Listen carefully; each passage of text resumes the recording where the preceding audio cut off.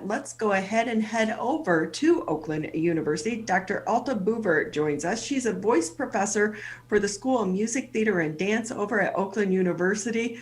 What a year of change for you and your students and your industry as well. Yes, I mean, every industry. I listened into your last interview too.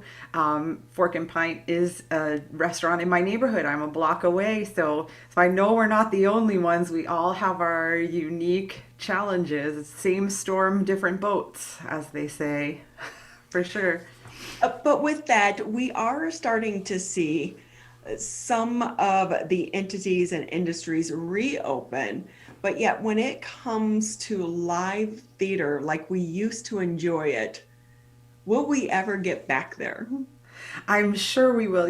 I was really encouraged to hear Dr. Fauci come on the news to talk about Broadway in particular, and he said he thinks we'll be back to full capacity in theaters by the fall. My heart leapt when I heard that because you can't if you can't Google singers without hearing like aerosol spread, biggest danger, we're really we kind of have been called out for a number of disease spreading risks that we couldn't have possibly anticipated.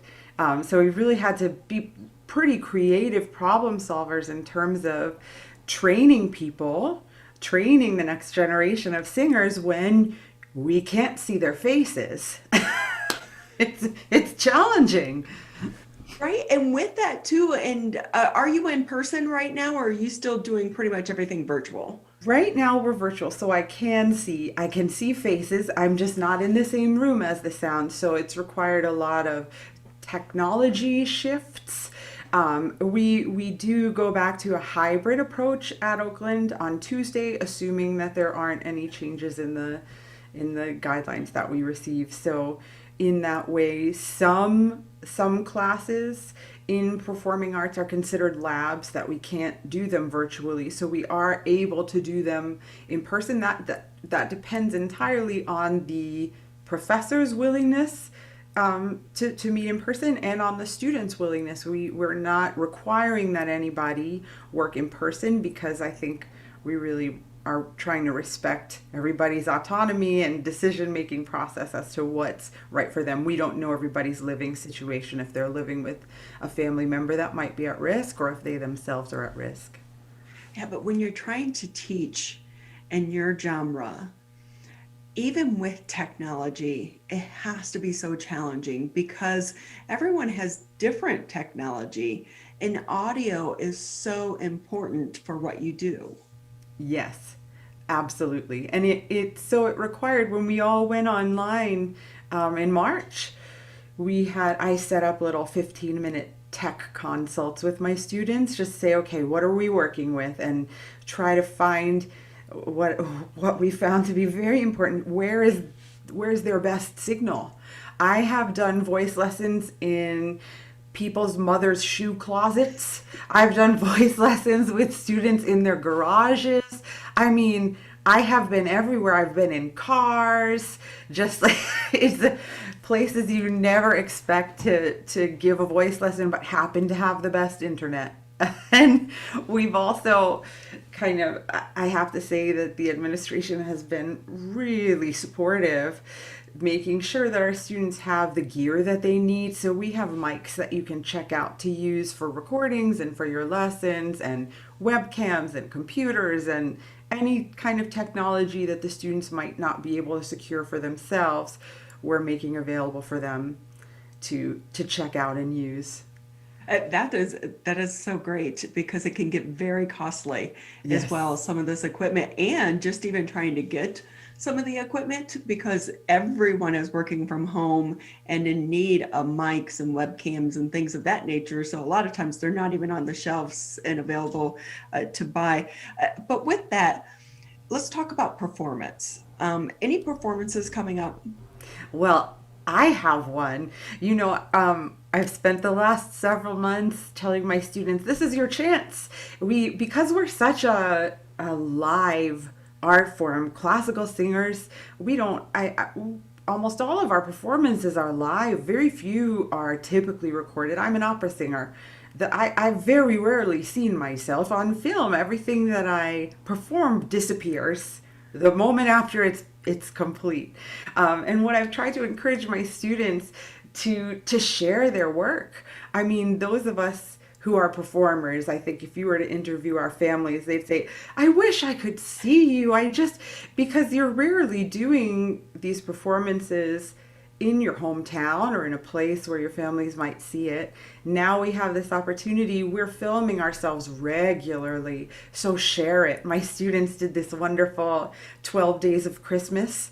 So for 12 days leading up to Christmas, they would share different videos of themselves performing at home, and we reached over 15,000 people doing that. We can't have 15,000 people in Varner Hall. So I thought that was such a gift. And on Saturday, in the interest of putting my money where my mouth is, I recorded a 20-minute operatic scene called Bon Appetit, wherein Julia Child bakes a chocolate cake. And I was going to do it live. Plans change. I did it in my kitchen. And I involved my family because there's nothing that I can do that doesn't involve my family at this point of our COVID journey. And so I made that recording, and I did the video editing, which was certainly a case of it was good to not know how much I didn't know about video editing before embarking on this project. But the premiere is tomorrow, Saturday, 8 p.m. That is great. And when you say it involves your family, I sure hope you have like a 12-year-old. I have an 8-year-old and a 10-year-old and a 5-pound dog. Well, the 8-year-old and the 10-year-old, they get technology so much quicker and so much faster than what we do. Oh my gosh. And I didn't know that a video editing technique could be cringy, but my 10-year-old, after viewing this performance that's happening tomorrow, said, Mom, you use picture-in-picture too much. It's cringy. I was like, okay. Thank you for that lesson. How long are you anticipating having to do these virtual performances? I don't know. I'm glad you didn't say how long will we have to, because actually I think that a lot of this is going to stay. I think that it's going to be virtual performances and live performances, because one of the gifts of it is that it's really extended our reach. I have been teaching in classrooms all over the country. I can't typically because I don't have the time. I don't have the time to give what I need to give to our OU students, to my community, and to travel and take part in these events around the country, but I can now. And at OU, we're having a fantastic event on February 6th with Eric Whitaker, who's a very famous choral composer, Stacy Gibbs, who's, again, people that we couldn't necessarily find time to introduce to our students because just they're geographically or schedule-wise not compatible, but we can get them here with our students. We can get out and be with other students. It's fantastic. So how long? Maybe forever, but how long until we're back in person? We are setting up an outdoor stage at OU. We're trying to move as many performances as we can outdoors so we can get people seeing live events again. We're really kind of, I think the whole team is doing a great job playing the hand that we're dealt, and hopefully in April, weather dependent, we've put on performances in the parking garage. October, as late as November, I was teaching in the parking garage part-time, and I loved it. It definitely opens oneself up to a creativity, right? And with that, how has this crisis and this pandemic opened up doors of opportunity for some of your students? Because it's not going to be business as usual, even once we're able to start to lift these restrictions. Well, I think that typically our music students, we have so many performances at the School of Music, Theater, and Dance. you just the classes that you're involved in, the ensembles that you participate in as a music major, you are performing so much that you would rarely have the opportunity to look outside the school for performance opportunities. Whereas now I have had students participating in national competitions and placing and winning, and it's something that they wouldn't normally have time to do because they're committed to the performances that are happening in person. These rehearsals take time. There are extra rehearsals when you get closer to those performances, but now they're really kind of looking in our community and beyond for these opportunities because they miss it so terribly. And we are still performing at OU, but it opens up these little bits of time for them to take that initiative before graduating even, and I think that's been wonderful. Well, Professor, I have a feeling that they enjoy having you teaching them because you seem like you're very fun and creative as well. As long as you ask my students and not my children, yes. Well, I'm sure that they'll be excited for you to be able to get back into the classroom as well. We all are. We can't wait. I know there's just nothing like a live performance. It's true. Well, we wish you the best of luck on your performance tomorrow. Have you already finished editing? You're good to go?